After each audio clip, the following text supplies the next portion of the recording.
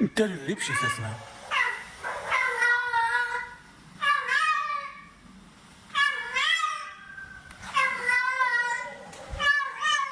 Bir şey dedin ama bir şey girdi komşu getir. Bir şey dalaşından ağır be. Komşu yine getirdin.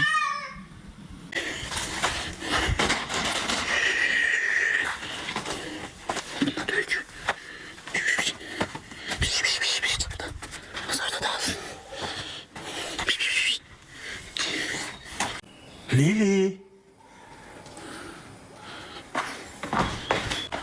Buna bir dənə şifre vurduracağım bax bu barını. Ki burada nə qədər çoxda saxlayalım mən. Ki oradan yağış tutmasın da buranı. Belə getmədi. Gözümlə gördüm, gözümlə Allah haqqı. Gəldim, gözümlə gördüm. Gözlərim mən birsiz nədir? Bəlkə də gəlib. Barının başından belə getdi.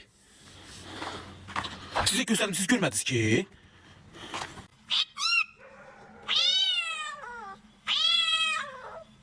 Dondum öldüm, ne yok ben?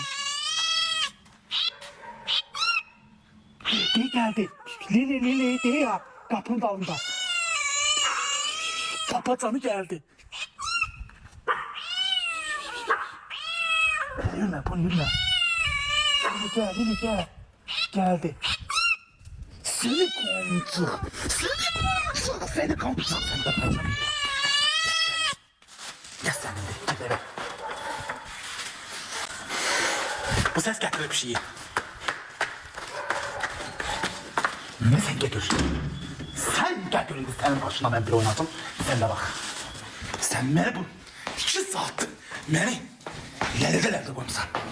Yollarda, çöllerde. Ya.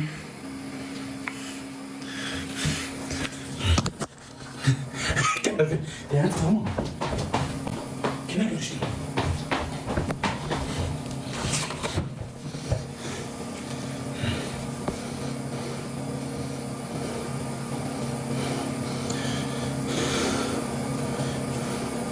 Elin altın kirledi. Hı? Para kaçmıştın.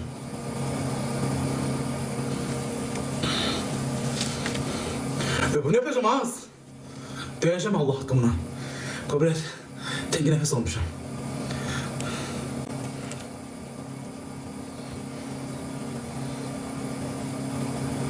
Lili niye kaçmıştın?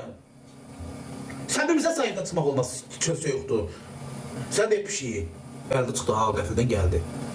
Deməli o ses bir şey getirir. Görsən yazdı ki bir şeylerinizden hadi getirecek ses.